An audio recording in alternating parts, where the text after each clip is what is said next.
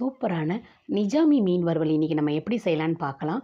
ஒரு ஜாரில் வெள்ளைப்பூடு, 2 பச்சை மிளகாய், இஞ்சி துண்டு, கருவேப்பிலை, இந்த மீனுக்கு தேவையான உப்பு, தனி தூள் மிளகாய் தூள், கரம் மசாலா, மஞ்சள் தூள், லெமன், இது எல்லாத்தையும் நம்ம சேர்த்துட்டு கொஞ்சம் தண்ணி சேர்த்து இந்த மசாலாவை ஃபைன் பேஸ்ட்டாக நம்ம அரைச்சி எடுத்துக்க போகிறோம்.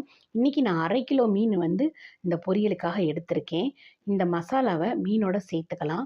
இது கூட 1 ஸ்பூன் அரிசி மாவு, 1 ஸ்பூன் கார்ன்ஃப்ளவர் மாவு, இது எல்லாத்தையும் இந்த மீனில் நல்லா கலந்து 1/4 மணி நேரம் ஃப்ரிட்ஜில் வச்சு எடுத்து சூடான எண்ணெயில் போட்டு பொரிச்சு எடுத்தோம்னா சூப்பரான நிஜாமி மீன் வறுவல் ரெடிங்க.